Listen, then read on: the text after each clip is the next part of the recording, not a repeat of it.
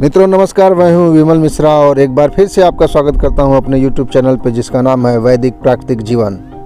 आज का हमारा विषय है प्राकृतिक जल स्नान। प्राकृतिक चिकित्सा पद्धति में सभी रोगों तथा रोगियों का एक ही तरीके से उपचार होता आया है।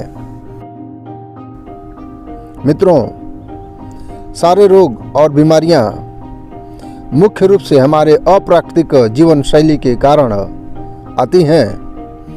हम मानव अभी अपने को प्रकृति से अलग गणना करते आए हैं और प्रकृति में हम बस केवल जीव जंतुओं और अन्य को मानते हैं, जबकि हम स्वयं भी प्रकृति के ही एक अंग हैं। प्राकृतिक नियमों तथा ज्ञान को सीखने के लिए यह आवश्यक है कि हम अपने को आधुनिक विज्ञान की चकाचौंध से मुक्त करें तथा अपनी बुद्धि को आधुनिक अर्थों में ग्रहण करने से बचा सकें। मित्रों, यह जो प्रकृति है यह कभी कोई गलती नहीं करती और प्रकृति यह चाहती है कि लोग उसकी इच्छा के अनुसार चलें। अपनी अप्राकृतिक जीवन शैली के कारण हम कई सारे रोगों से घिर गए हैं। जो जीवन की शक्ति है जिस पे हमारा जीवन निर्भर करता है वही क्षीण होती जा रही है।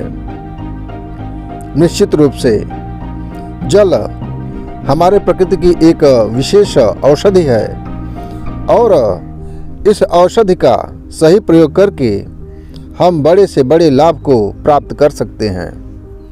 आज हम आप प्राकृतिक स्नान के विषय में चर्चा करेंगे। आज का हमारा विषय है प्राकृतिक स्नान। मित्रों, अप्राकृतिक भोजन अर्थात ऐसा भोजन जिसे प्रकृति ने हमारे लिए नहीं बनाया है, यदि हम उसका सेवन करेंगे तो हमारी पाचन प्रणाली उसे पचाने में अपने को योग्य साबित नहीं कर पाती है, जिससे पाचन नहीं हो पाता है अथवा आधा अधूरा ही पाचन हो पाता है। भोजन के जिस अंश का पाचन नहीं होता है वह विजातीय द्रव्य के रूप में शरीर में संचित होती रहती है और समय अनुकूल पाकर के शरीर के अंग प्रत्यंग में प्रवाहित हो जाती है, सड़ने लगती है और अनेकानेक रोग और कष्टों का कारण बनती है।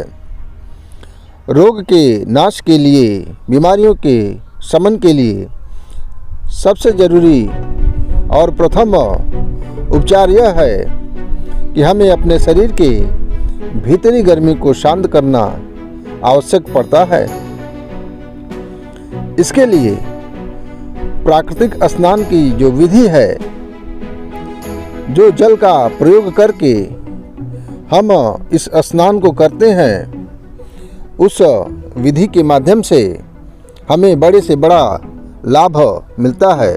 आप देख रहे हैं पूर्ण रूप से प्राकृतिक वातावरण, इसमें स्नान करना ही प्राकृतिक स्नान है। प्राकृतिक स्नान खुले में करना चाहिए, यह अति उत्तम है और पूर्ण रूप से प्राकृतिक भी है। कभी भी हमें गर्म पानी का प्रयोग नहीं करना चाहिए क्योंकि यह प्राकृतिक नियमों के विपरीत है। ताज़ा पानी का प्रयोग कर सकते हैं, चाहे सर्दियाँ हो या फिर गर्मी हो। इसका विशेष ध्यान दें कि जब भी हम स्नान करने के लिए जल का प्रयोग करें वह प्राकृतिक होना चाहिए। यदि खुले में स्नान अगर हम नहीं कर पाते हैं तो इस चीज़ का ध्यान रखना चाहिए कि जो भी हमारा बाथरूम है, जो भी नहाने का स्थान है, यदि उसमें खिड़कियां हैं तो खिड़कियां खुली होनी चाहिए, जिससे कि सूरज की रोशनी, हवा, प्रकाश, इसका प्रयोग निर्बाध रूप से होता रहे और कमरा ठंडा बना रहे। जाड़े के दिनों में मित्रों 2 से 5 मिनट तक यह स्नान काफ़ी रहता है और गर्मियों में तो पूछना ही नहीं है। 10 मिनट या इससे अधिक समय तक आप स्नान कर सकते हैं। जितने समय तक हम प्राकृतिक स्नान करें उसके आधे समय तक हमें पेड़ू और जननेंद्रिय भाग को मलने में लगाना चाहिए। अब चर्चा करते हैं प्राकृतिक स्नान कैसे करना चाहिए।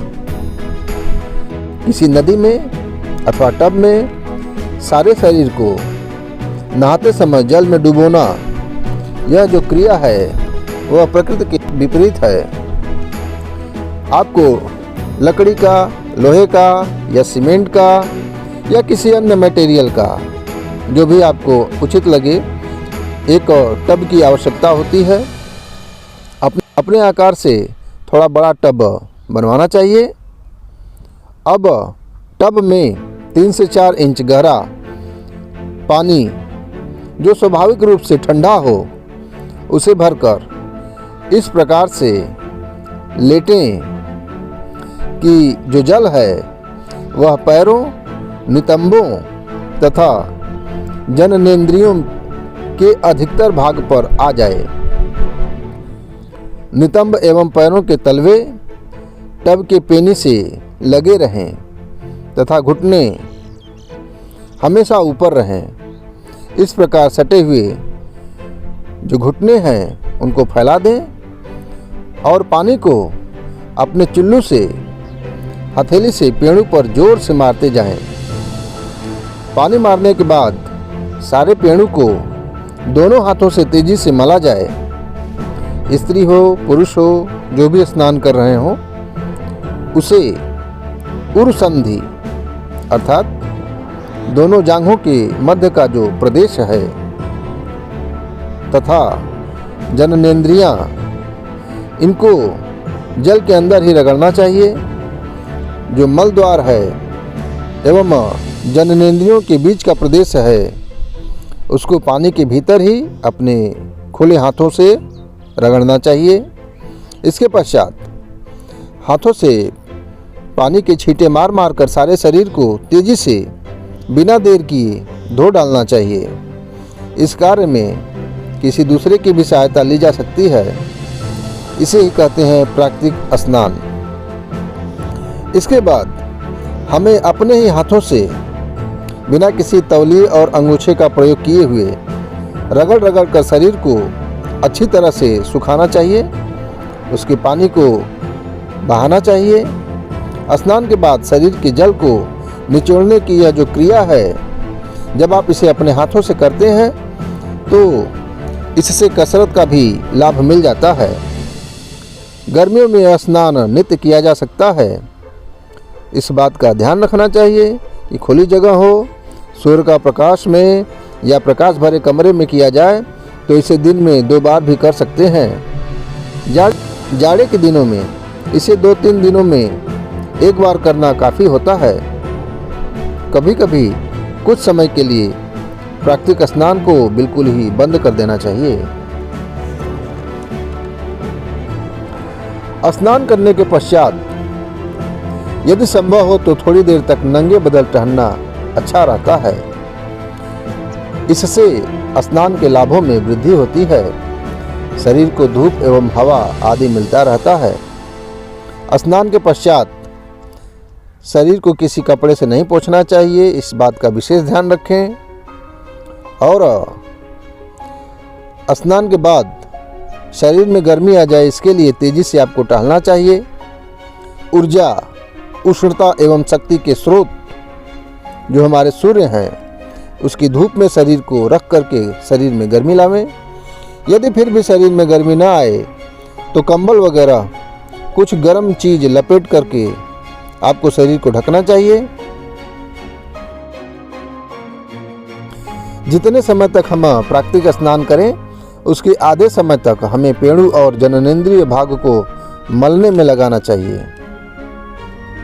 इस प्राकृतिक स्नान में प्राकृतिक चिकित्सा के अंतर्गत रोगों के शमन के लिए जो विधियां प्रचलित हैं, उनमें नंगे पांव टहलना, पानी में खड़े रहना, मल द्वार को गर्म होने से बचाना, शरीर को वायु तथा प्रकाश का सेवन करने देना, जल स्नान, जननेंद्रियों को ठंडक पहुंचाना, पेड़ू तथा शरीर की मालिश, इन सभी विधियों का एक साथ प्रयोग करने से यह स्नान अधिक प्रभावशाली एवं हमारे लिए लाभदायक होता है। ऐसा व्यवहार जब हम करते हैं तो हमारे शरीर में उसकी एक जोरदार प्रतिक्रिया होती है, जिसके परिणाम स्वरूप शरीर का जो विजातीय द्रव्य है अपने स्थान से बाहर निकलने लगता है और रोग के निवारण के रूप में, एक कष्टकर पीड़ा के रूप में प्रकट होता है। उपचार जितना ही प्राकृतिक होगा, उभार अक्सर उतना ही जोरदार होगा। इससे आपको डरने की आवश्यकता नहीं है। अक्सर चिकित्सा के प्रारंभ में ही यह सारी बीमारियां उभर करके आती हैं। इनसे डरकर या इनके होने पर हमें इस प्राकृतिक स्नान को बंद करने की आवश्यकता नहीं है, अपितु यह एक अच्छा संकेत है कि हमारा शरीर स्वस्थ हो रहा है। बहुत बहुत धन्यवाद। इस वीडियो को पूरा देखने के लिए सादर प्रणाम स्वीकार करें।